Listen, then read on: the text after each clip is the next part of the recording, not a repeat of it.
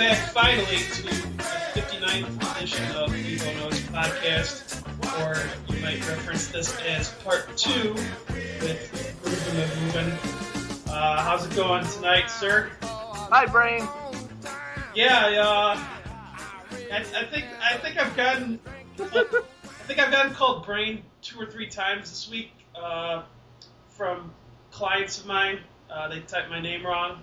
I guess I still feel like you guys are infiltrating my clients, but I don't know. I still don't have the proof about that. But this is a little better timing than last week. Last week, I don't know if we would have been able to understand you.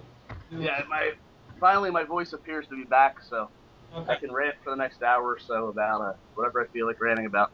Okay, well, I only have 2 PBRs next to me, so I might need to just have like a bot fill in for me when I run to the fridge if I need another one. But we'll give a little recap for maybe people who didn't listen. I think you wanted to do a little quick recap of the last pod for you mentioned on the new outline here a couple of tout stories that you wanted to introduce before we get into the new material. Yeah, so the last episode was basically just talking about how, the vast majority of touts aren't winners. They don't keep accurate records. They find all sorts of ways they'll grade plays versus stale lines, fake lines, or even just use fake records. And when you get these guys on TV, the radio, Twitter, forums, trying to write about, how to win at gambling, they have no clue because they don't win. But a couple of things, when we were talking about how the difference between the tout industry today and the tout industry in the past, the biggest difference, I guess, and I touched on this, was that the touts today aren't trying to necessarily sell you on 70% winners and they have inside info, a lock pick. Back in years ago, these guys would call you up in what they call the boiler room mentality, where they would be telling you, borrow as much money as you can from your friends, bet as much as you can on this one game. I have the inside info. And the guys today don't really do that. But I just remembered a couple funny incidents from years ago. Anyone that bets offshore, the offshore books will often ask you for a phone number to verify you. And I would always suggest you use a Google Voice number or a burner phone or something like that, because eventually your number will get sold to other sports books, to touts. Either the book themselves or an employee will take the customer list. I've been doing this for 13 years or so, and actually I guess longer, but as a recreational bettor. But my phone just gets blown up, especially Monday during football season, with books trying to call me and touts and whatever. But one of the best tout calls I ever got, one year, I think it was Sunday Night Football, the kickoff had gotten moved back from I think 8:30 my time to 8:15. And I noticed my phone ringing at like 8:22 from a number I don't recognize. So I know that this is almost certainly a tout trying to sell me a pick on that game, not realizing the game started. So I realized I got some opportunity to fuck with the guy. So I answer the phone. It's, press 1 if you want my winner tonight to get out of the hole with your man. So I hit 1, knowing that I'm watching the game already going on. And he goes, hello? I'm like, hey, I need a winner to get out of the hole. But the fucking game already started. And he goes, it started already? Yeah, what kind of pro are you if you ain't watching?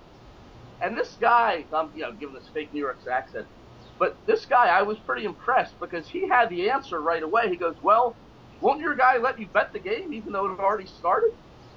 Now, this is back before, live betting, anything like that.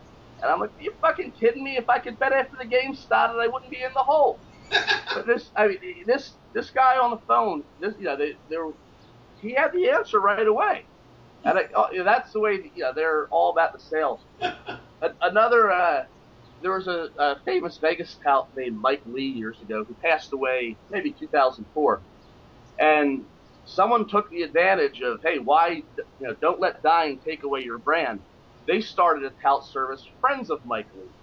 And for like 10 years, they considered to sell picks under the Mike Lee brand, but hey, they weren't him, they were his friends. So, only in the tout business, can you live on selling picks, after you're long and gone. So I think that would kind of be my dream. After I die, I want people to, post pics as friends of GroovinMahoovin, or hey, sell pics as me, friends of GroovinMahoovin. Yeah. I would love to live on in the afterworld by my pics still being out there. Yeah, get out from 6 feet under or something like that. Yeah, right, yeah. Yeah, you're 6 feet under with your guy. Yeah, get out of the hole with Groovin's picks. Yeah, no, that posthumous picks would be a great honor. I would have to say. Yeah, there was another tout, J.R. Miller, who Fezzik always busted on because he was giving out bad advice. But he passed last fall, and a friend told me that his site's still operational, selling picks. So. Okay. I don't know. Yeah. If somebody's willing to buy them. Right. Yeah. So. Okay, so let's get into the new topics here. We left off with a lot of the tout stuff, like you mentioned, but we'll get into today's topics are going to be some of the questions that'll be later, some of the mistakes and whatnot that Joe Gambler makes. But we'll start out with you as a professional gambler. Now, you mentioned you've done this for over a dozen years now, so feel free to share what steps you took, when you maybe some of the process of when you decided you wanted to become a pro gambler and how you went about it. Yeah, it actually wasn't much of a conscious decision necessarily, only because I had started playing poker when I was in college and did well at it, so it had already kind of worked that way. As far as sports, I bet sports recreationally for a few years, just betting 20, 30, 50 bucks a game. And I actually lucked out in that when I was buying poker books in like 1998, I happened to buy a book about sports betting that was mostly just the usual, what is the point spread, blah, blah, blah. But it actually had a chapter that mentioned line shopping and betting off-market lines. It mentioned getting different sources for lines and betting ones which were off. So now I certainly made a lot of dumb bets. I'd bet a soccer team where I'm getting plus 130 when the fair price is probably plus 160 because they can be high on that. I'm sure I made a lot of bad bets, but I was also making some good bets. So I actually, over the years, I won a few $1,000s. Nothing substantial, but just from knowing that the handful of books I was betting at to bet off market lines, I had that a little bit of an edge on the typical recreational gambler. I guess it was around 2002 that I started reading the websites I mentioned in the last episode, that one site, Sharp Sports Betting, and I decided I would take $10,000 out of my poker bankroll and start betting sports. At the time, it was a lot easier to bet sports because there were so many books out there offering great deposit bonuses, great promotions, that you didn't really need that big of an edge to just compare all the different lines and it was also very easy to move money around. There was a company called NetTeller that most books used, where you could just withdraw from one book to NetTeller. So let's say I win money at one book, and I can then withdraw some money and deposit in another book to get a deposit bonus. And with NetTeller, you could often do that depending on how quick the book would process your cash out. You could do that sometimes in a matter of minutes. So it was a lot easier back then, whereas today, cashing out from these books can be like pulling teeth, so it would be a lot different. I think someone asked about mistakes being made along the way. I guess I've been lucky in that I've never really had an extended period of time where I really ran bad. Starting out, I remember I did dip down to maybe $5,000 from that first 10,000. I was following a lot of just random posters from those forums. I don't know if they were plus EV or not, but at the time, if I see someone who's, start at 125 and 80 on his college basketball picks, that seems good, I'm going to follow him. I didn't realize that with all the people posting picks, that could just be due to luck. I remember some Saturday, probably with college football, NBA, college basketball, probably a lot of volume of picks. I remember losing probably about $2,500 that one day, which that's kind of significant when you're starting with a $10,000 bankroll. But I was making a lot of bets. I probably went 17 and 29 with 17 and 39, something like that. I don't know. But from collecting all those deposit bonuses and learning as I went, it was, pretty much a fairly solid route. The biggest setbacks I've ever had, as opposed to just running bad, would probably be getting stiffed by either sports books or local bookies. The one thing you always want to keep in mind is that if you do this long enough, you eventually will get stiffed, and get stiffed plenty of times. Either with these offshore books, even well-recommended books can go under. The two significant ones from about 2008, I guess it was, were Cascade and the World Sports Exchange, and they were both rated as A books, and I hadn't heard of any problems there. And Cascade was a reduced juice book. They dealt 105 on both sides for all the major sports and totals, which in retrospect was probably a bit of a red flag, because they didn't seem to be as sharp as Pinnacle. So if you're going to be dealing reduced juice as a book, you need to have sharper lines. And at the time, I was solid better, but I wasn't experienced enough to realize that a book dealing lines like this might be a sign of a problem. So I had a fairly substantial amount of my money tied up in Cascade. I did get lucky that I cashed out right before they went under, but that's obviously a big setback if you have a fairly decent amount of your bankroll in one particular book. So and it's common sense, I guess, but the easiest advice is just to not keep all your eggs in one basket. And that's true of, I guess, a lot of things financial. You don't want to be in a position where one specific asset or commodity or whatever crashing, and in this case a book's going under, is going to hurt your bottom line badly. Sure.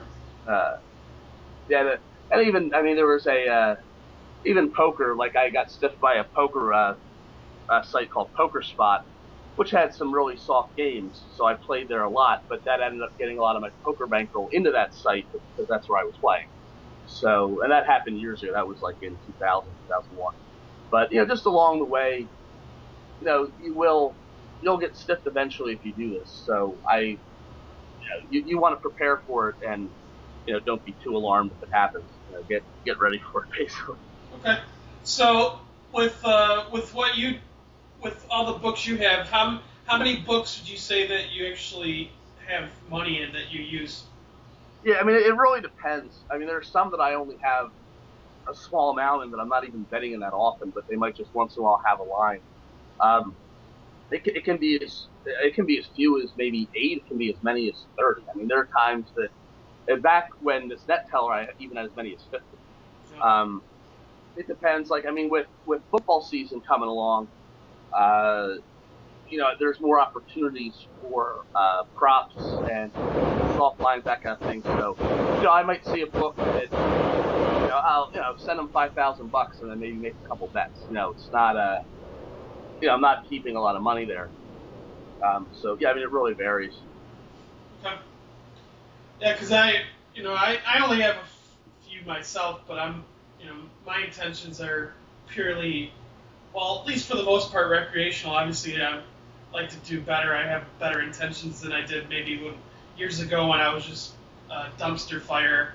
I'd say I'm less of a dumpster fire now, but so as far as people that might be looking to take the next step like you did and consider going pro themselves, what are some recommendations you would make to them on how to get there, whether it be what to do or what not to do? Yeah, the biggest thing you need to keep in mind now, personally, in terms of, say, ability level, I don't bother differentiating usually between a quote professional gambler and any other advantage player, because to me, if someone has a job but they're still skilled, I don't look down upon them for having a job. I don't care. But if you are going to have gambling as your sole or almost your sole source of income, obviously things change a lot. You're not getting benefits, so that's obviously the difference. So you need to factor all that in, and obviously it's going to vary. A person who's single and young has different financial requirements than someone who has several kids and bills to, bigger bills to pay, college to save for, et cetera, et cetera. The most obvious leak that I would say I see in especially younger people that are trying to do this full time, is they aren't financially frugal, and they spend way outside their means. So this, between say sports betting, there are a lot of ways you can be a pro gambler. Between sports betting, poker, you can play casino promotions, a whole lot of things, and you need to be betting within your means, and you also need to be spending within your means. I know of people that win a couple poker tournaments, and all of a sudden they're spending money like it's water. And you don't, especially with poker tournaments, they're high variance, so you kind of have to be more conservative than that. There are people that are traveling gamblers that are playing casino promotions at small bankrolls, but then they go paying like $200 a night for a hotel room, and that's outside your expenses. People I know that have been successful at this, many of them when they were starting out, say they were betting in Vegas for the weekend. There's or for a couple weeks at a time. There's some sort of low budget chain of weekly rentals in Vegas. I think it's called Budget Suites, and they're not anything nice. They're a little slummy, but if you're on a low bankroll, that's what you got to do. So it's kind of like the guys I know. It's sort of like a badge of honor that, oh yeah, I stayed at that Budget Suites, or I might even have the name of it right, but like pretty much everybody stayed there at one point, 10 years ago. And but that's what you have to do if you're gonna. You can't be paying for a room on the Strip that's $200 a night if you're going to be spending 2 weeks in Vegas and you don't have a particularly large bankroll. So that's one of the big leaks. And the other, I guess this isn't so much with sports betting where it's a little easier to calculate the variance, but I've known of people trying to play casino promos where the variance is way too high for their bankroll. Like if you have a video poker promotion you're playing, video poker is high variance because of the money that you get back. About 2% of that in general is coming from a royal flush, and you're only making a royal flush, depending on the game, maybe once every 40,000 hands. So that can be high variance if you go for a while not hitting royal flushes. So someone with a small bankroll, for example, shouldn't be playing a video poker promotion if the risk of ruin's outside their bankroll. And that's just a simple example. The one question I got that I guess would fit in well here, it was a pretty good question. I think it was Twitter user. I think it was One Big Holiday. I forget exactly who you mentioned. I think it was him though. Was talking about how do you stay in good standing at the recreational sports books, and that's books like Bet Online, Five Dimes. These are the kind of books that they're not as quick to kick out winners as say William Hill or William Hill. Actually, that's a good example. Was William Hill in Vegas is extremely quick to kick out winning bettors. A friend of mine who's a skilled bettor estimated that he knows either firsthand, secondhand, or people, friend of friends, something like 150 different people that William Hill have booted since last fall football season. And in person, unless you're going to try to disguise yourself, and they'll often books will ask you if you have a player's card. They won't let you bet without a card with your name on it. So in that case, at William Hill, just betting a line that's a half point off the market is enough to get you on their shit list. At online books, obviously, you have the accounts in your name, so how do you stay in good standing there? It can really vary. Like Bodog, Sports Interaction, or Quick. Some of these books, once you win a certain amount, they'll toss you out. Other books are a little more flexible. I guess the most obvious example is a lot of books aren't tolerant to betting steam. So if you see a line moving and they have a line that they haven't moved yet, you bet there, that is probably more likely to get you, on their list of people that business they don't want. Chris, bookmaker is their U.S. facing side. The Chris outside the U.S. They're one of the bigger sports books out there. They take very big limits, but even they, about 10 years ago, I was following a tout who was releasing overnight lines and was moving lines. And even my $500 bets, they actually sent me an email. They considered it syndicate betting and told me if I continued to make those bets, they would cut my limits to $500 across the board. So even a big book like that didn't want to be hit at the same time by all these bets on the same side.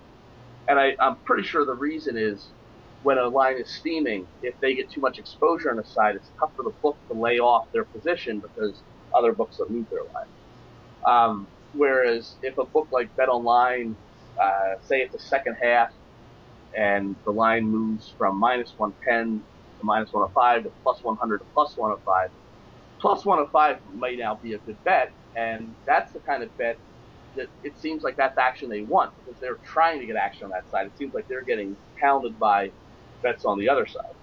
Sure. So making a bet like that is the action they want. Like I'll notice Dave Mason from Bet Online will sometimes tweet out like, "We can't get action on the underdog on Monday Night Football. Like, please bet here."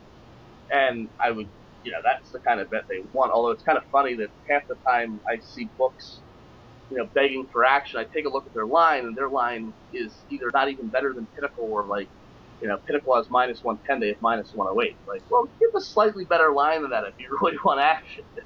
Yeah, I'm always, and maybe I'm right to be skeptical about this, but whenever especially on Twitter, whenever I see like X percent of the money is on this side, or X percent of the bets are on this team, like I don't know how much to trust these sites to report accurate knowledge, because I feel like they're the ones handling the money, so maybe it's a little conspiracy theory, maybe not so much, but am I right to be skeptical of that? Yeah, I mean, definitely. I mean, I don't know that the books necessarily actually lie about the percentages, but I mean, they may, or for all you know, the information's a day out of date anyway, and it's kind of meaningless. But the more conspiracy theory, I guess the point would be, if this information is valuable, why is the book releasing? I mean, that's the more obvious point. Yeah. And I've actually never seen a book that actually told you the actual percent of money. They usually just frame it in the number percent of tickets. And and even if, say, a winning bettor wanted to manipulate that because they thought people overreacted to it, which I don't think is the case, but even if it was, they could just write a script to make a ton of dollar bets in a book, or $5, whatever the minimum is. So it makes it look like the numbers are inflated. I don't know anyone who actually wins that uses those percentages to try to determine anything other than maybe what to look for at a recreational book. Like if you know that 80% of the bets are on the Monday Night Football favorite, well, there's a good chance Bovada, Sports Interaction, these other small books will have a good line on the underdog. But I wouldn't read into that as necessarily meaning anything. Yeah, because I see some people that like swear by it, and I don't, there's been times where I'll be like, oh, okay, it intrigues me a little bit, but then as I've become a little more wise to that, I'm just thinking, I don't know if they're telling the truth, and just like you said, why would they provide that information to give you any sort of edge whatsoever? Yeah, I mean, I could be wrong, and there may be people that use that to their advantage, but I would be surprised if anyone was able to use that to their advantage betting into market lines. Now, if they're using it as a way to figure out what to look for in a recreational book, that's a useful way to do it. But as far as, like, I saw Pinnacle tweet out for one of the Champions League games. I think it was a quarterfinal. I think it was the Real Madrid-Juventus one, or I don't even remember which game it was. Might have been a semifinal. I think it was the first leg of the semifinal. But that was the one, first leg of the semifinal, where they said that most of their, like maybe 66% of the bets were on Real Madrid, but the money was actually coming in on Juventus. So, if anything, that would imply that the sharp money's on Juventus, but that's the money. The sharp money was at the old line. Once the line's already moved several percent, you can't really read into. This would also fall into the mistakes the recreational gamblers make, but some people think that because a line moved, there's now value in that side because the sharp money's on it. But that's not true. The sharp money was on the old line. If a football line moves from 4.5 to 3.5, and you can get plus 4.5 at one of your recreational books still, yeah, plus 4.5 is a solid bet. But there's no reason that plus 3.5 is a good bet just because they moved it from 4.5. So, and like when that Champions League game, I saw a couple of these, probably Todd Furman or some other idiot was talking about how, that might be a sign that Real Madrid was the sharp side. But like, well, how are you reading into that if the 66% of the bets are on Real Madrid. Like, that doesn't even make sense. But yeah, I personally don't pay any attention to those bet percentages because, like you said, there's no way to confirm they're accurate, and I have yet to see anyone actually show any data that they're using that to their advantage. Okay. And I guess we could transition this, unless you have anything more to say about the life of a professional gambler. I figure maybe we could go into the Joe Gambler part of the podcast. Yeah, Or so we touched base on some of the mistakes already, but maybe you could expand a little bit on some of the concepts that we have written down here for that. Yeah, no. So with Joe Gambler, I mean that can take it. So some of the things I'm gonna mention are really simple things that the most recreational mistake, a very recreational gambler might make. But that's still, I think, worthwhile to talk about because even if you're a guy who's listening that you just want to make a couple fun bets, on a Monday Night Football game, well, you can still, even though you're probably going to lose in the long run, you can still lose less. It's a different, if you want to go play craps at the casino and have a fun time, get some free drinks, if you're making those pass line bets, the house edge isn't that bad. But if you're betting all those prop bets out on the field, the house edge on those bets is so much larger that, by avoiding those and just sticking to the pass line that don't pass or taking the odds with that, you're going to make your recreational gambling money go a lot longer. So there's still, value in that. And otherwise, some of these will be mistakes novices make, and or even people that are more experienced. So it can, really vary here. The most obvious example, which I just touched on, is people not realizing that small differences in the line matter, which is an obvious point. So I don't really need to elaborate too much on that. But you'll have, when I see touts releasing a line of -10 and it moves to 11.5, and they're continuing to sell the pick, and they're like, oh yeah, that's fine, that difference doesn't matter, and the recreational gamblers figure, oh well, how often will it matter? This difference only comes into play, very rarely. I'll see people talk about how NFL line moves don't matter because the point spread only mattered last year in 4% of the games or something like that. Well, 4% is significant. That's the difference between 50% coin flipping and 54%. You can make a good living at this.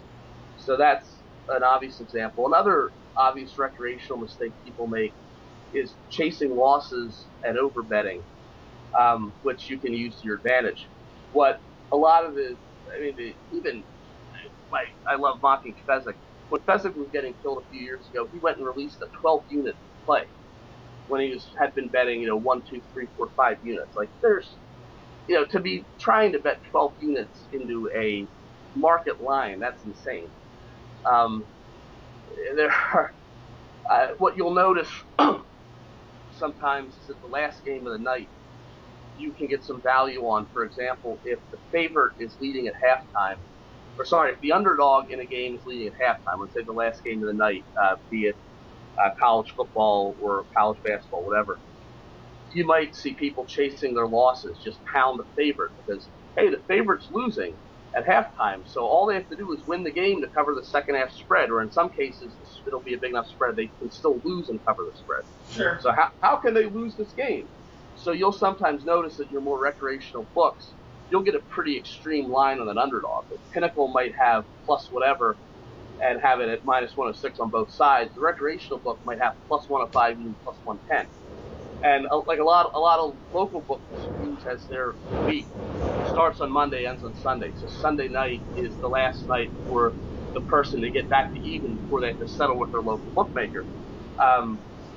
Last Sunday, I was just happened to notice at my one book, there was college baseball on at 11:15 at night, my time, or 11:30 something, and the line on the under was way different. I think I got +145 on under 7.5 in Maryland UCLA, and most other books had a much lower line.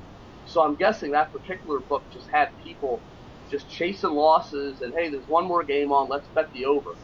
So I don't know a damn thing about college baseball, but if every other book I can get the over at -130, -140, -135, or whatever it was, and I'm getting +145 on the under, well, that's probably a good bet. Sure. So the people that are chasing their losses, that's live and fight another day. And if you put yourself in a position where, as a recreational gambler, you bet too much that now this loss matters to you, well, then you bet too much. You need to bet within your means. So as a winning bettor, if you can recognize games where people might be chasing a loss like that, then take advantage by betting on the other side.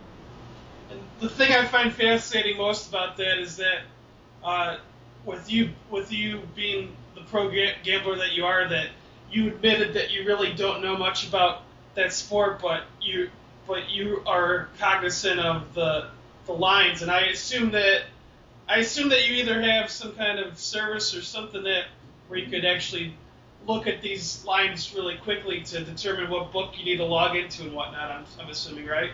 Yeah, and also, something like college baseball, that a lot of that stuff won't even get on a lot of line feeds. So you have to look manually, and that wasn't college baseball total was not a particularly huge market.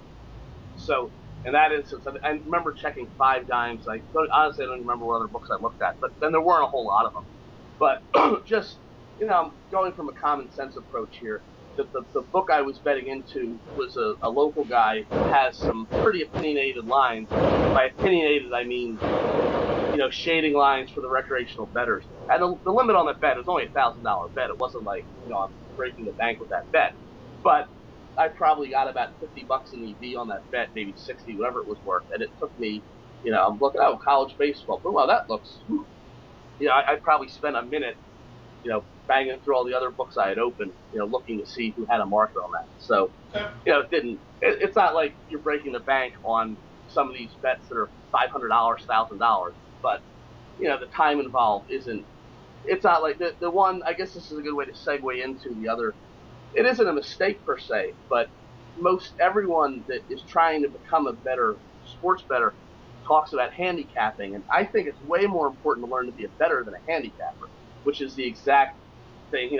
If I was sitting around trying to model college baseball totals and I can only get down, small amounts on it, it might not be worth my time, to grab all this data and try to figure out, what, which parks are better for hitters and pitchers and which players are good, blah, blah, blah. Whereas just trying to bet and you see an off-market line, that isn't as difficult. One of the sharpest posters I've seen on gambling forums over the years is a guy goes by Frank B. or Voodoo. After Fezzik left LBA, this guy Frank B. is now moderating the site. There's not a lot of traffic there, which I think is kind of sad. I would like to see that forum pick up because he is a very knowledgeable Vegas bettor. He'll post about the different promotions going on there and different advice, and he's the kind of guy who's done this for a long time and has some great information to give out. And he just posted recently the exact same thing, that people should focus more on learning to bet than handicap. And, plus the stuff I just mentioned, you can learn how to price derivatives, things like a team total, a first quarter bet, a first half bet. In baseball, Fezzik has this thing going where he's giving out props on the runs, hits, and errors. And all he's trying to do is see which way the over-under moves and then bet the runs, hits, errors the same way. And people that know about baseball look at this and we're all laughing because these bets are atrocious. Like, he doesn't have the first clue how to calculate a runs, hits, errors prop. Whereas if you do know how to do that, even if you don't know how to handicap a baseball total, you can see, well, it's 7.5, and it's roughly the same on the over-under juice at Pinnacle, at Chris, at all these other books. So it's fair enough to use that as the line. Or also, say, pricing a series bet on a playoff series. I bet Tampa at plus 132 to win the series, and I had a slight opinion there, but I'm not any sort of great hockey handicapper. I mean, I might have a weak opinion on something, and I'm trying to find the best line. But when I looked at the lines Pinnacle and Chris had, that was implying a series price a little lower. So even if my opinion is meaningless and I'm flipping a coin, the plus 132 was probably at worst a break-even bet. And then as it turned out, the money came in on that. I think at Coast I could have got something like minus 117 on Chicago. So yeah, obviously the result for game one didn't work, but the result of the line move on the bet worked. So that's, when you know how to calculate this kind of stuff, you don't even need to know how to handicap the sport to be able to figure out to some extent what your edge is. So. Okay. So that brings me to a question we don't have on here, but I know a lot of people value watching games, watching their action. Are you one of those people? No, I don't. This is kind of funny. I actually don't enjoy gambling. If I have a bet and I believe the expected value is $100, and someone offers me $100 to cancel my bet, I'll take the $100. Like, I don't. Some people do enjoy sweating games. I don't find it particularly interesting. Once in a while, if I'm bored, I will. But it's not like I get that involved in it. I think, if you're a recreational bettor, obviously the point of it is to have action on the game. And I certainly know, big winning bettors who do enjoy sweating games. It's not like it's a horrible habit to have. But I do think a lot of people waste time thinking that watching a game is going to let them learn more about a team. When there's so much good information out there, I question how much people can necessarily learn watching a game. That they can't find the statistics. I mean, there are like one obvious exception might be if you're very good at watching a baseball pitcher and you know a lot about how pitching mechanics work and what to watch for as a pitcher's, delivering the ball. If you notice that a pitcher's mechanics are off, for example, that might be a sign that they're injured or something to watch out for. I remember reading an article on Baseball Prospectus a year or two ago where Justin Verlander had been struggling a bit, and one of their authors put up a couple video clips of how he had looked pitching in one game like a month ago compared to how he looked pitching in the last game, and you could see that something with his arm was different. I don't know enough about mechanics to even remember exactly what it was, but it made perfect sense, and this guy is a pitching mechanics expert. And then lo and behold, he corrected it, and the guy then posted, hey, look, the thing is corrected. And that's when he started improving from having a month of pitching poorly. So, who knows if Verlander was just doing something different, not realizing it. Maybe he had a minor injury. But that's the sort of thing where if you're talented enough to recognize that, then sure, watch it. Or say a basketball bettor who's watching all these games to determine, who is matching up with who, or football. But I think in those instances, you'd probably be better off watching a bunch of games, fast forwarding, as opposed to just sitting and focusing on one game. But I kind of started rambling. But me personally, I don't get enjoyment usually out of watching a particular game unless it's a team I root for. I enjoy more, a fan rah-rah emotional root as opposed to just rooting for money. Because, you can drive yourself nuts with bad beats, Yeah. I'd rather not. I drive myself nuts already on Twitter and forums by flaming touts, so I have enough ways to get my blood pressure up that I don't need to watch how my bets are doing. Yeah, and I'm in a position where a lot of times I'm sharing the TVs, and I have no problem letting fiance watch what she wants, and I could sweat out the in play. When I found a baseball game and it says in play, like I'll sweat the refresh for the next 5 seconds, and that's good enough for me nowadays, where I don't necessarily need to watch a night. Like you, I don't necessarily think I have a good enough eye to pick up on certain things where watching it is that much of an advantage than not watching. So yeah, I mean, the one exception, obviously, I haven't done a whole lot of live betting. Mostly the only live betting I'm doing is football when it's at a commercial break, because the problem I've been having, it was pissing me off watching. I mean, I wasn't trying to live bet, but when I was watching the French Open for Nadal Djokovic, I was like 12 seconds behind Betfair on my cable. So when watching these games, trying to live bet, I'm not only on a delay, I'm then a lot of these books I'm noticing seem like they free roll you because you put in your bet and it says confirming, and they wait 20, 30 seconds sometimes before confirming it.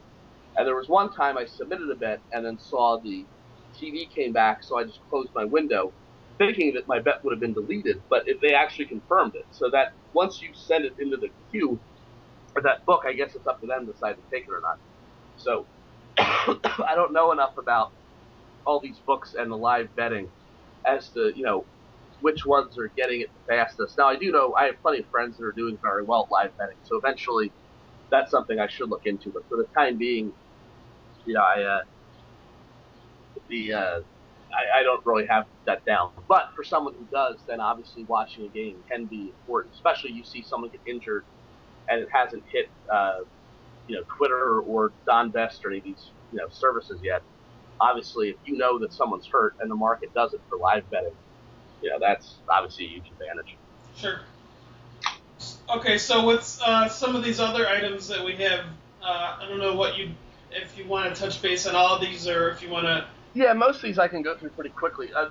One of the obvious, if you're trying to do gambling math, a lot of people don't realize that you need to convert odds to percentages first to do the math, rather than just talk in terms of cents. If it's something basic like around even money, like minus 102 versus minus 110, is close enough compared to, say, minus 104 versus minus 112. But if you want to call that 8 cents, that's close enough. But like I saw Fezzik try to analyze baseball run lines, and he was saying the plus 1.5 is 100 cents different than the money line. But there's a tremendous difference between minus 250 and minus 150. Say you have a minus 250 favorite, and you think the run line should be minus 1.5, minus 150. That is a lot less than, say, a favorite of minus 150 and a money line of minus 150 plus 150. They're both 100 cents, but that's a difference of 4%. It's a significant. I don't have the calculator in front of me, but that's a significant difference. One of the funniest tout arguments I got, and which didn't even last, it was he blocked me legally. Somehow the Sloan panel got this tout last year, called himself Sports Balls. No idea. I think Chad Millman somehow got him on there, but God knows how he got on there or otherwise. But this guy's utterly clueless, and he was talking about World Cup bets and said that you should, instead of betting a team to advance, you should bet them to win in 90 minutes, win in extra time, and win in a penalty shootout. And he was trying to say those three bets were better mathematically. And so I wasn't quite sure what his math was. I thought at first that he was just forgetting that when you make those three bets, you're automatically going to lose two. So you have to subtract two losses into your win amount. So I replied. I wasn't even going to think about it. I just replied nicely and said, here's the percentage, and your suggested bets are actually 6.5% worse. Just betting to advance only needs to win 23% of the time. Your suggested bets need to win 29.5% of it. That's a huge difference. And he just replies with something like, I had to take the trash out. I hope I took it all out. Bye-bye. And he blocked me. I'm like, what a fucking idiot. This guy not only, and then he went and made the same mistake again, the next bet he made. And I realized what he was doing was he was just trying to add up the cents of the odds, and that didn't work. You have to convert the percentage. But that's just how, a lot of these touts can't even do the basic math, which is how you know they lose. But for you as a bettor, you want to know how to do that. So, to analyze, to compare two different bets, don't try to add up the cents. You convert the percentage. What else do I have on here? Yeah, I mean, a lot of the things, the mistakes that Joe Gambler makes is just not even using basic math. Obviously, parlays are a controversial topic where some people think that only idiots bet parlays, and you have other recreational bettors that love parlays.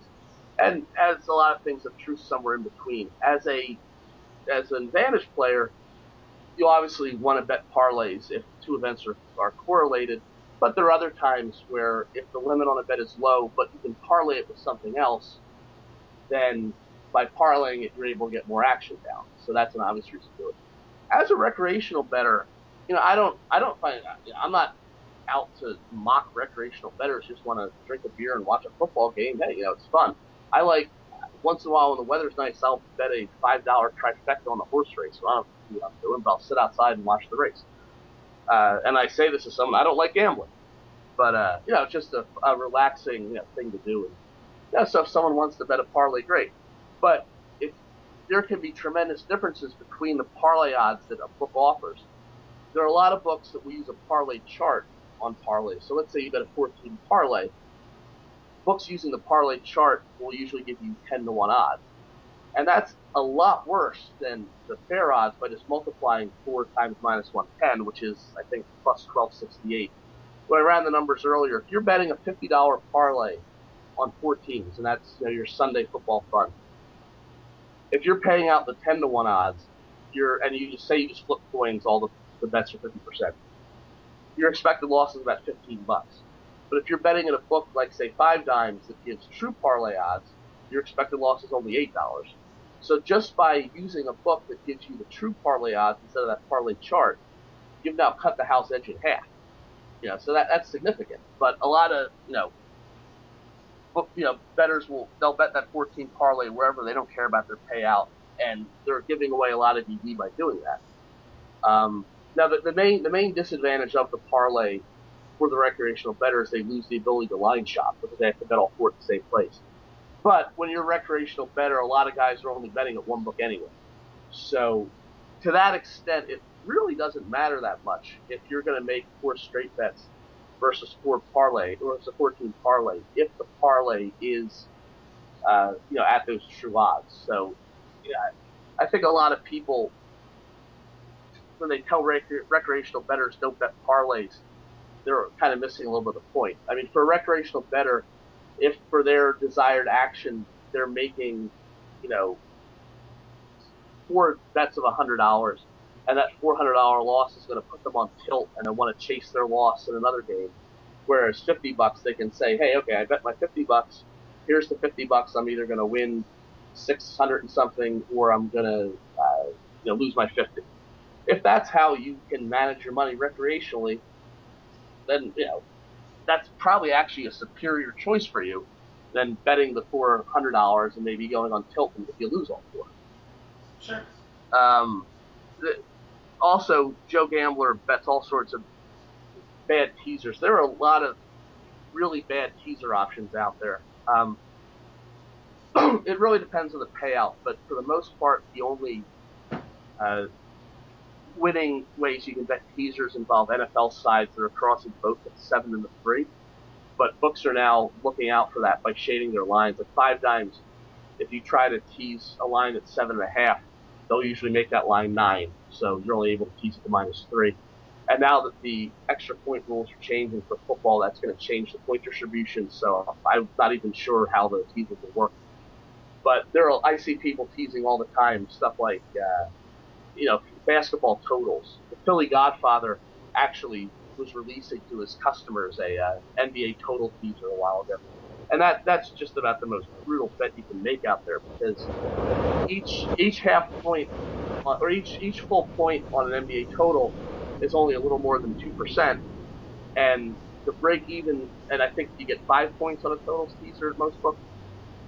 But the break even rate comparing on a total leg at -110 is around 72%. So you're only gaining from those 5 points on the total like 12%. So even if that total was a good bet, say it's a 53% bet, 53 plus 12 is only 65. So you're just giving up a ton of expectation. Pretty much, recreational bettors should probably avoid teasers entirely unless it's those football I'm talking about, any note you're doing. By the same measure, people like to bet a lot of one-way props and futures. By one way, I mean something where you can only bet the yes and not the no. If a book is offering a team to win the Super Bowl, but you can't bet the no, you really have no way of knowing what the house edge is on that bet, and the edge can be very high. So some of the bets I see people making and talking about, like, they are just pretty bad bets. Obviously I love to rip on these touts, and this stuff, like just yesterday, Philly Godfather was talking about how he bet Cleveland to win in 7 games at plus 550, which is an awful price. That should be more like plus 900. He had at one point before in the NFL playoffs, Dallas, New England at 9-1 to meet up in the Super Bowl, and that might not even be a good price just on Dallas alone to make the Super Bowl. These guys don't have the ability to even do simple math, and if, as a recreational bettor, you might not be able to either, but you can avoid those bets that are in general going to be worse than just simply betting a straight bet where you have the option to bet both sides. and you can look at what other books are offering, so you can see if that bet's a bad line or not. My favorite was obviously my pal Kelly in Vegas. Seriously thought that betting that there would be exactly 69 points in the Super Bowl at 14-1 odds is a big bet. That I don't think there's a single number in the NFL that's worth 14-1. And now she's expecting 69 points, which is obviously a very high total.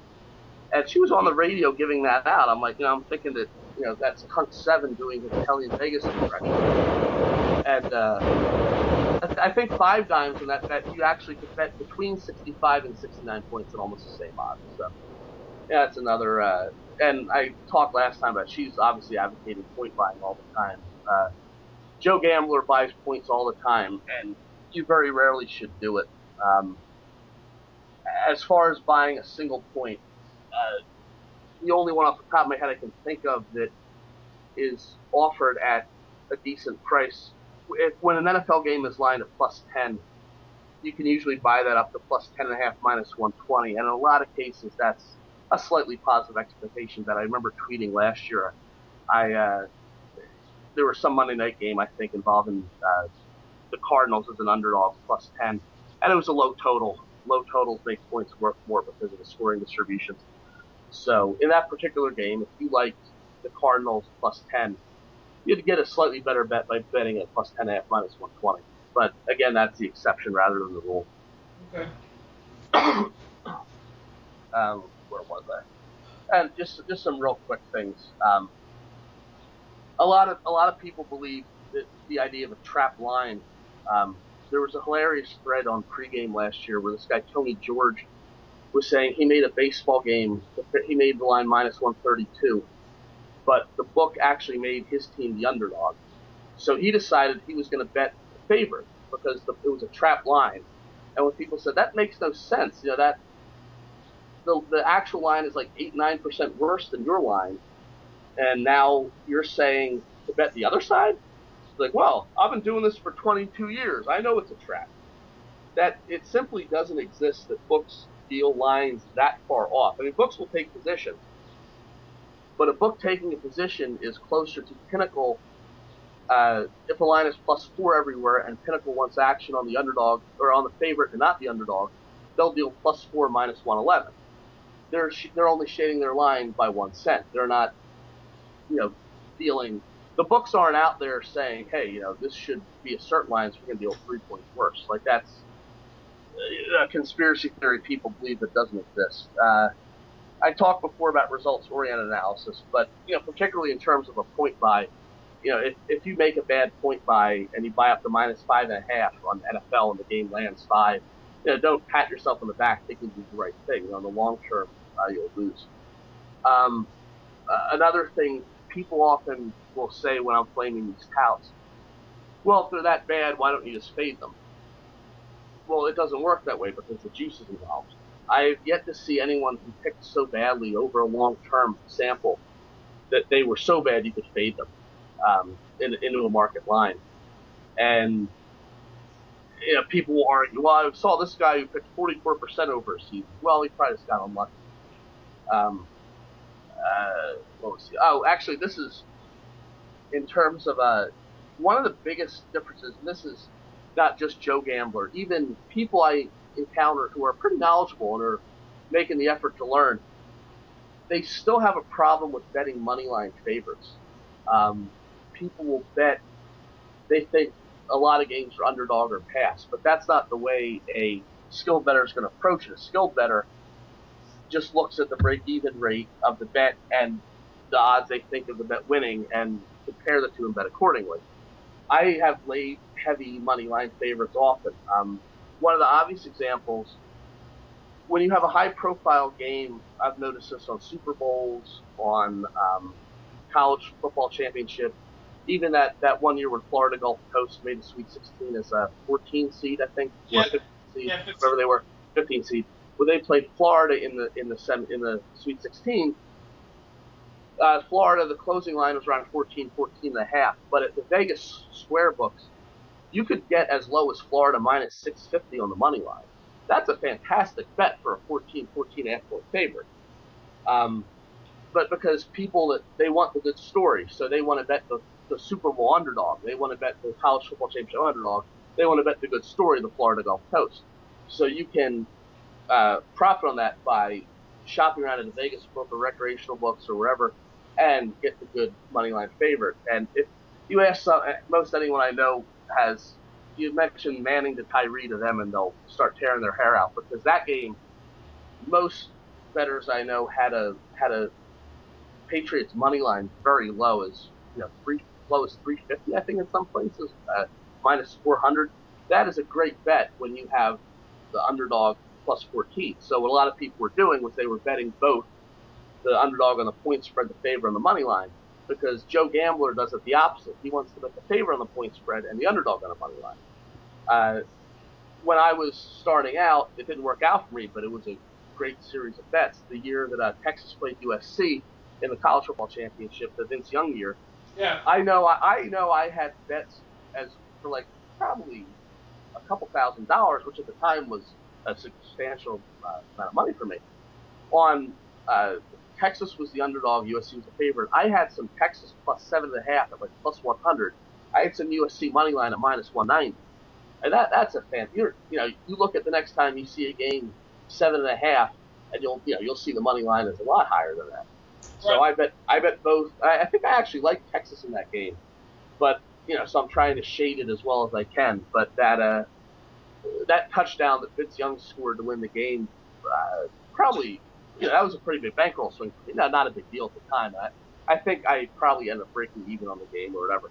But that's the sort of situation where you're happy to bet a big money line favorite on propositions on the Super Bowl. No overtime, no safety. Now, no safety, I think, has lost. There's been safeties, I think, 3 years in a row and 4 years out of 6. So this year, I fully expect to see, everyone that's won betting the safety 3 years in a row is going to bet it again, and you'll probably be able to bet no safety at, I don't know, minus 400. Who the hell knows? But the stuff like that, nobody wants to bet. Oh, no one wants to lay 800 to win 100 if the game won't go to overtime on the Super Bowl. Everyone wants to bet yes, because how's it fun to risk 800? I think it's a horse racing term, a general gambling term. They call it the money line, the favorite underdog bias, where people don't want to risk that favorite. Even some fairly knowledgeable bettors I know, if they like a baseball team or a hockey team at say minus 170, they I don't want to lay minus 170. But don't think like that. Think of it as you're betting with an edge. It doesn't matter. Actually, in terms of optimal bankroll growth, betting favorites are better just because they win more often. You want less variance, and favorites are less variance. That's another big mistake Joe Gambler makes. If they like a baseball team as a favorite, they'll refuse to bet that favorite, and they'll bet the run line. And typically, unless you're betting a run line, I'm talking about a favorite run line of minus 1.5. Yeah. Unless you're betting it on a betting exchange where the vig is low, or maybe Pinnacle, where Pinnacle doesn't move their run line and money line at the same time. If someone bets the money line, they'll leave the run line stay. They'll just let that stay there sometimes. So once in a while, you will see value on a minus 1.5 at Pinnacle. But as far as general books, it's extremely rare on a baseball favorite I ever see value in a minus 1.5, simply because they're taking higher juice than the money line, and the recreational bettor, I don't want to lay minus 170. I'll happily take minus 1.5 plus 120, even though that might be a bet that's a couple percent worse. And the touts do the same thing. The touts know that their customers don't want to buy a heavy favorite, so they'll tell you, you have to bet the run line here. Betting the money line is stupid. So, you'll see a lot of examples. But then the counterpoint is people will tell you should only bet an underdog if they can win the game, that's the tout narrative. Any underdog can win any game. We've all seen Buster Douglas beat Tyson, and some college football team lost as a 43-point underdog or favorite once. That is the miracle on ice. Anything can happen. But so there's no such thing as an underdog that can't win the game. You just have to get the percentage and then decide the same as you would with a favorite. I've seen a common thing touts will say is with a basketball series or Notre Dame, Kentucky, I think was the one game where all the touts said, "Oh, you can't bet Notre Dame. They have no chance. Kentucky's going to win." Well, no, Notre Dame has a chance. It's small, but Is it better than the odds? And an NBA series is a big favorite. Oh, you can't bet that underdog because they have no chance. This tout Andy Isco, who I find hilarious because all the other touts call him the math guy. His website is called The Logical Approach, but it should be called The Illogical Approach because his math doesn't make sense. They'll tell you that, and I've heard him say this on the radio, well, I laugh at these people who think there's quote-unquote value on the NBA series underdog. They're saying there's value in plus 800. Well, everybody knows the favorite's going to win the series, and it's only going to be played once. So how can you get value in plus 800? Well, no, you don't know the favorite's going to win the series. But it sounds better for a tout because usually the favorite will win, so they can say, yeah, I was right. There was no value in underdog. Right. Yeah. Going back to the results part. Right. Yeah.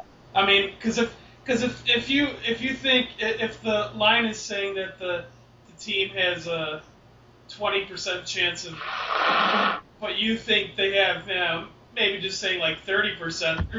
There's obviously some value there that Yeah. Just because. That's actually a huge edge. I mean, I'd be happy. Right. I mean, yeah, 23%. Right. But yeah, that's an extreme. Yeah. Right. Yeah. I'm just throwing out percentages, but even there, people will say, well, that bet's going to lose 70% of the time, even if my math is right, and you could miss out on some opportunities.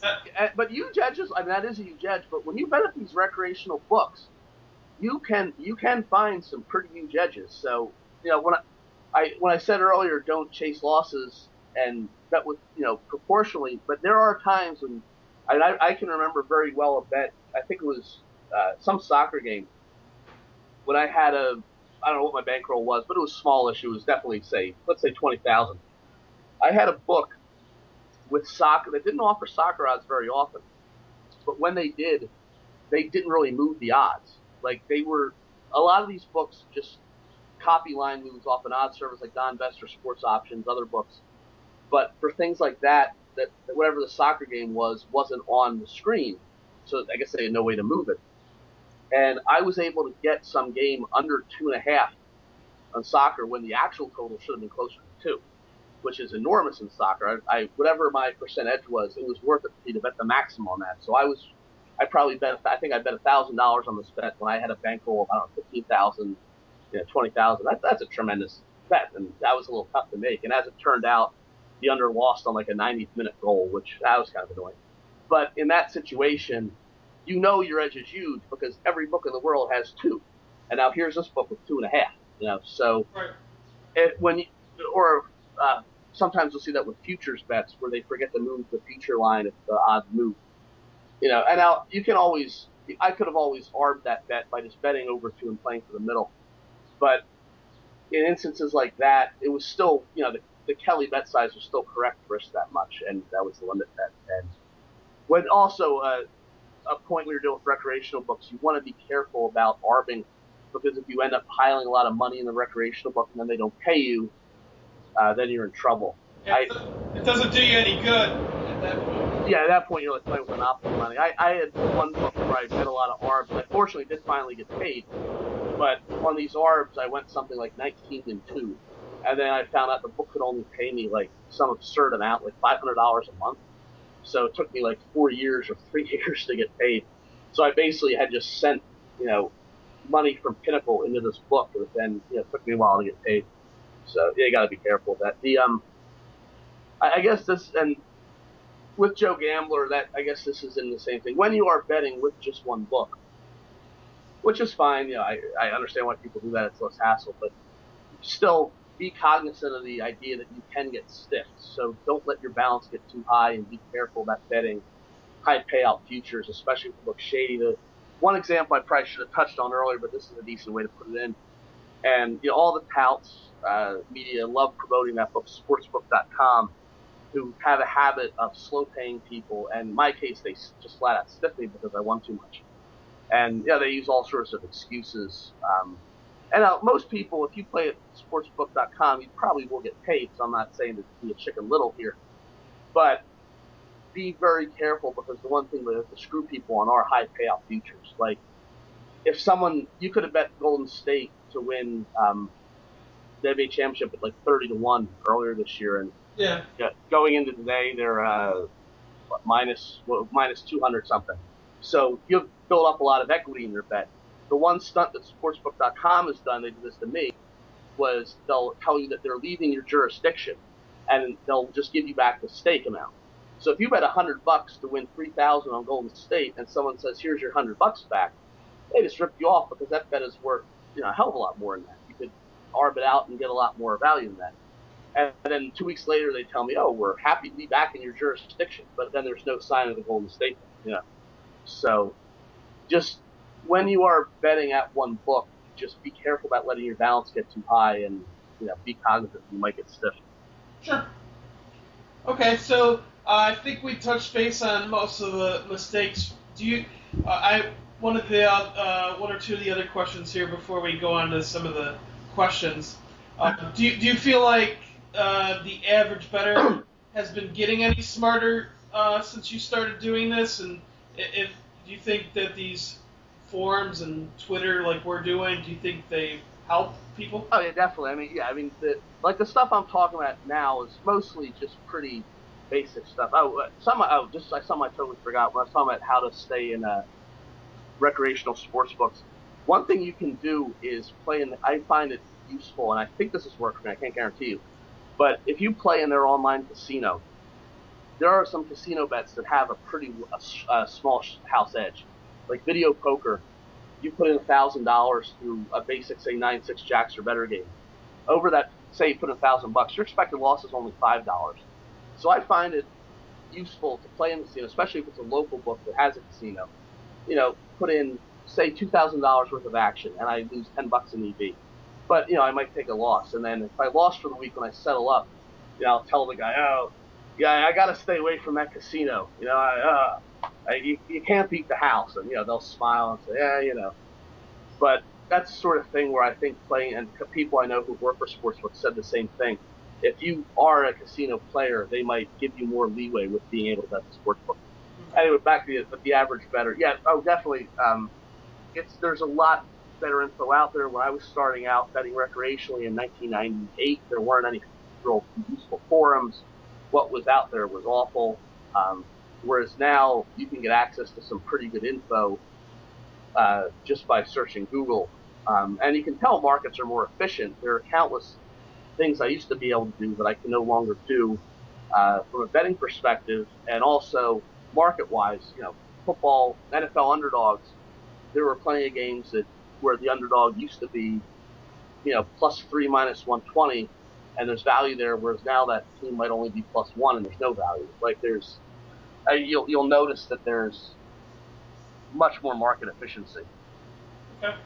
And I believe I caught wind of this, and this could we could go on for hours about this slight transition, kind of an aside with the whole DFS stuff, where it's it's perceived to be kind of a market that's kind of I don't know.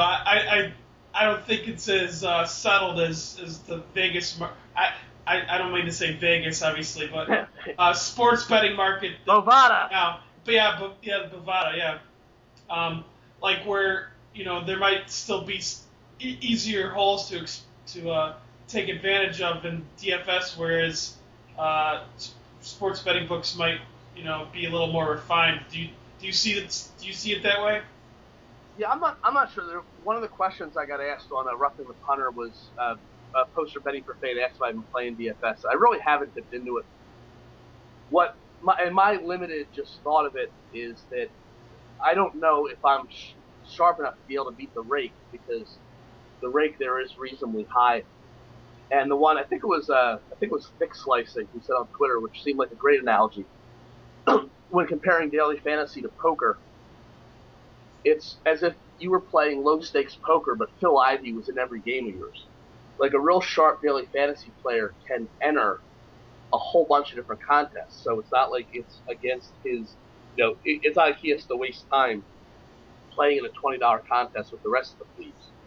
Whereas it's obviously not worth Phil Ivey's time to play 1-2 no limit poker. So I haven't really tried to get into that yet. And I'm not sure what exploits might exist. I do know some people who are doing well at it, but they're probably investing more time in it than I've tried. The one basic tip, people ask if I had any tips for daily fantasy, and the one basic tip, and this is good for all sorts of different contest type things, is that uniqueness is an important element. You don't just look at what's most likely to win. You also want to look at what other people are picking. And this goes to NFL survivor pools, NCAA bracket pools, daily fantasy. I play in a low stakes fantasy English Premier League team, and league, and I literally I won league. Literally it's a 5 pound entry, but it's for fun with friends. I have one that's a 50 pound entry. It's just for fun, but I like doing it. And you have to approach the game not only picking the players, but what other people are going to pick. In one league this year, I had a pretty decent lead toward the end, so it was in my best interest to duplicate the guy behind me. So I made, when I was picking my players, now in the league I'm talking about, you can only make one transfer a week, so it's different than the daily fantasy. But since I had a lead, I want to duplicate it. The Hilton contest, for example. If you have a big lead in the Hilton NFL contest, and you want to basically duplicate the people behind you, because if the same thing happens, they can't catch you. Whereas if you're behind in the Hilton contest, you want to play contrarian, and you want to pick what you don't think the people ahead of you are going to pick to try to catch up. So daily fantasy is different in that you're starting at zero, but if you have two players that you think have an equal ability to produce, but one is going to be much less at the same price, but one's going to be less popular, well, you want the less popular guy. And that's something real simple that I'm sure any decent daily fantasy player knows. But the uniqueness thing is part of a lot of contest strategy. Okay. All right, so we want to get at some of the questions. I know some of these were a little more serious than others, but we could answer any and all of them, or you could kind of pick and choose what you'd like to answer amongst these questions here. Actually, well, the one serious question there's two serious questions I'll just go through first, just to make sure they get answered. Someone asked me what sports books I recommend, which I avoid. This is user Kian 5000. What sports books would I recommend, which would I avoid? Seems like so many are sketchy, and it's a very difficult question to answer, because I hesitate to recommend sports books because, as I said, I lost significant money in two different sports books, Cascade and World Sports Exchange, that were well regarded, and I would have recommended them to other people. So I would feel bad if I say this book is good and they do happen to go under. So the best resource out there I see for rating is Sportsbook Review has a list, and anything rated about B or better, I haven't heard too many awful things about, but Sportsbook Review is still advertiser sponsored, so you got to be careful. They at one point they were recommending a book called Bet Islands that was very new, and as it turned out, Bet Islands was paying them a ton of money, and Bet Islands was taking bets from Sportsbook Review customers, so it was in their best interest to promote that book, and they promoted that book up. I believe they were rating that book as high as B or B+. And even though it was a new book, so you'd want to be careful about a book that's only been around for a short period of time. As it turned out, they ended up stiffing people for a substantial amount of money. So those ratings still need to be taken with a grain of salt, but it's still the best out there, I think. So, but the most important thing, like I've been touching on earlier, is to diversify. If you only want to bet at one book, just don't keep a lot of money there. If you want to be more serious about it and say, hey, I have a $10,000 bankroll the way I did, and I want to spread it out, we'll spread it out between 10 books. And if one balance starts to get high, cash out, and, but in general, diversification among a lot of things is a good idea. Be it sports betting, be it how you invest, be it assets, so that's the best suggestion I can give. Okay. And one other interesting question that was serious was SCBotSC asked, how come winning pro gamblers stay in the U.S. when places like Australia and New Zealand have no tax, no restrictions, and people there speak English, which is a good question. Now, like, pro gambler can mean a lot of things. So if you play poker and do the casino promotions, that kind of stuff, I don't believe that exists in Australia to the extent it does here. I believe the poker there they have good tournaments, but I think the rate that the house takes in the cash games there is on the high side. But just strictly in terms of sports betting, I mean, there's also something to be said for lifestyle, where people have friends and family in the U.S. Picking yourself up and moving all the way around the world, that can be a tough thing to do. Where how much, if I offer you right now, X amount of dollars to move to Australia, how much would it take? For different people, the answer is much different. So that's sort of but actually, I have a few friends that live over there, actually Australia, New Zealand, so I could certainly see myself at some point in the future, maybe not living there permanently, but spending some time there where it's easier to bet. And although I do know the Australia sports books have a much higher vig than other ones, but I could still bet at Pinnacle or those books. Okay. And that guy also asked about a guy, Day 25, who apparently tracks every bet and has, his everything out there about how he does gambling. And I wasn't sure if he was a tout or not. The guy asked if he was known in the U.S. I've never heard of him. But is there a U.S. analog? I don't know. But like I said, there are honest touts that track bets. And there are people on Twitter that seem to be tracking reasonably. But honestly, I don't really get into. Another question I get asked all the time is, who should I be following on Twitter? And the context is, whose bets should I be following? And I actually don't try to really follow many people, because it's a lot harder to follow and win than it is to bet yourself and win. Just because the line might move in the interim, and if you aren't talking to someone and knowing what they're doing, do you know if they're doing the right things? Did they just get lucky? Especially if it's over a small sample, you really need a large sample of picks to really know if someone's a winner or not. And you want to compare how they do versus the market, but that's a lot of clerical work, which for me isn't really worth it. So I'm not really familiar with a lot of that kind of stuff. Okay. So were those were the serious questions. Did you want to address any of the? Or we're done with the serious questions? Are there any of the? I think that's supposed to be all for serious questions. Okay. The one. Someone asked me. Andy McNeil asked who my favorite tout was and who I buy picks from, which I assume was a joke. I mean, I'm not averse to buying picks. It's just that the touts I know of who sell picks, the lines move quickly, and I try not to bet too much stuff that steams because I don't have a lot of books tolerant of that. But my favorite tout of all time was this guy Dan Gordon, and I have to tweet some. There was a poster, Benny Profane from Roughing the Punter, asked me about the weird people I've encountered in gambling, and he said other than Dan Gordon. Like, Benny knew that Dan Gordon was the automatic answer to weirdness. I want to look up some of his old write-ups and tweet out some of the stuff he posted, because this guy was amazing. He was a tout, and he was on the fraud side. He said use crappy lines to great, but this guy's write-ups were amazing. Like the one that I posted to Roughing the Punter from years ago as a highlight, best of Dan Gordon, starts out about how he's diabetic, and the nurse that comes by to visit him is named Smearing Horse Manure, and he knew that his bet was going to lose, but the Smearing Horse Manure jinxed him by being a fan of that team or something like that. And this write-up just went on and on for like 8 paragraphs. He was the guy who was convinced, if you ever saw me joking about being Fezzik, on Fezzik's old forum, they were partners selling picks. And since I was a Fezzik fan at the time, he was convinced I was Fezzik. So he would send me these messages, private messages through the forum that were literally like 3,000 words long, addressed to Groovin, parentheses Fezzik. And he would be ranting about how he would compare me to Hitler. He would talk about how AIDS was invented by the U.S. government in a lab in Maryland.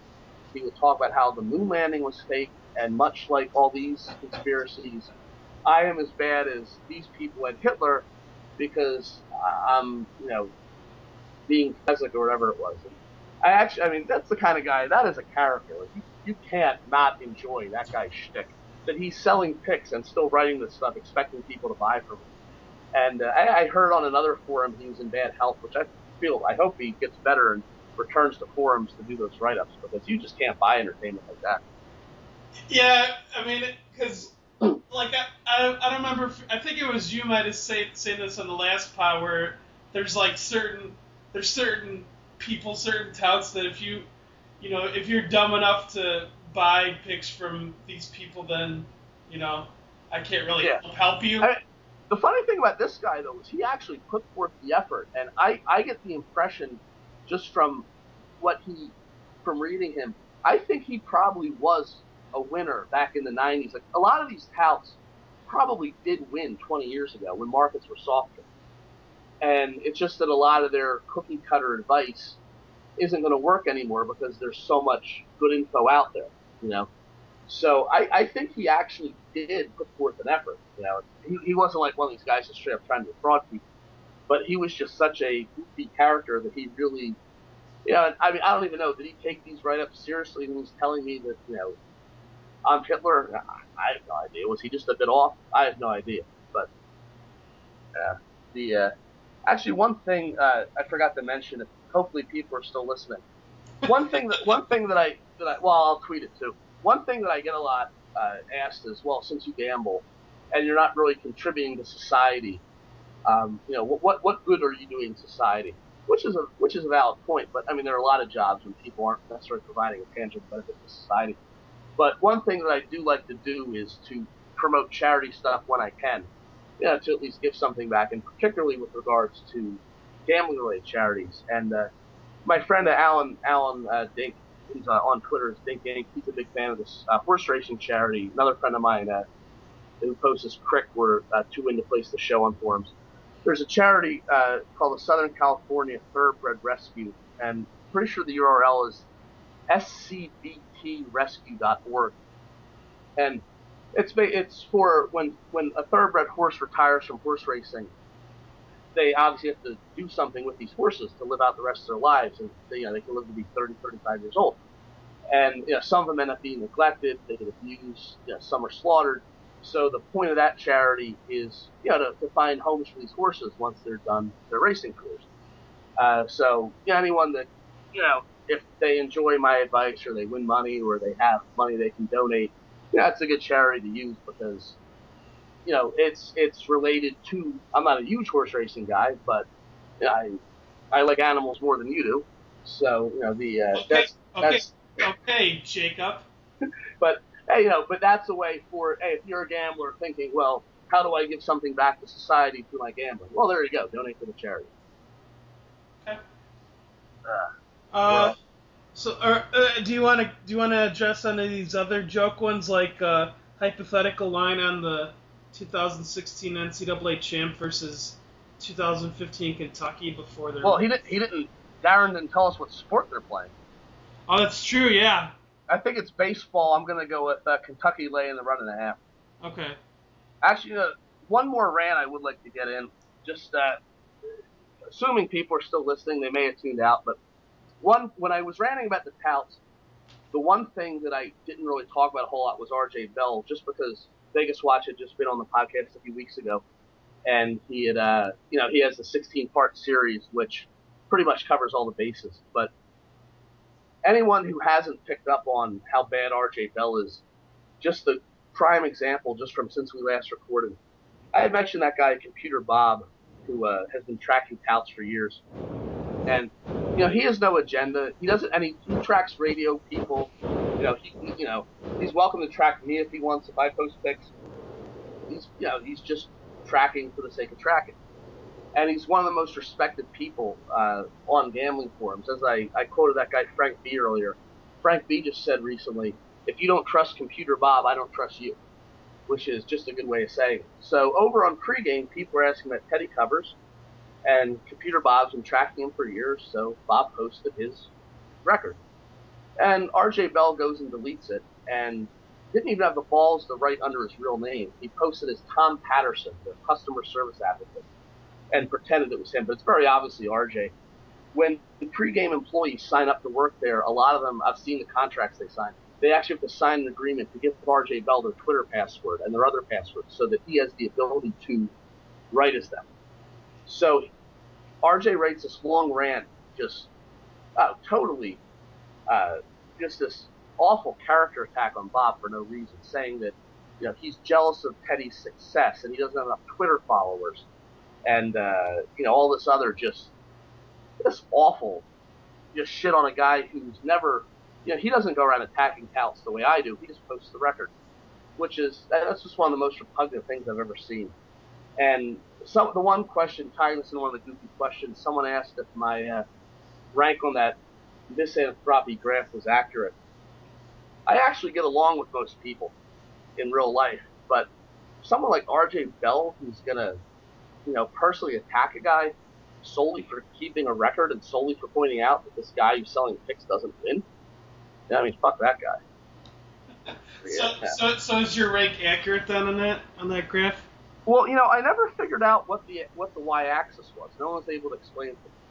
Yeah. I'm the outlier. There's a bell curve, and then way, way, way up at the top, way outside the parabola, there's my little Ghostbuster RJ Bell. I noticed it. Yeah. I don't know what that means. I was trying. Well, at first I said maybe it's alcoholism, but then then someone said no. But look at the rest of the bottom half of that graph that are at the bottom. They're all there. I was gonna say I didn't know if it had something to do with the nose candy that was referenced. Hey, real sharps get it for free. I can honestly say 0% of annual income is spent on nose candy. Okay. Now, if someone wants to think, my Philly Godfather feud has something to do with drugs, or that I get it for free somehow, they can believe that.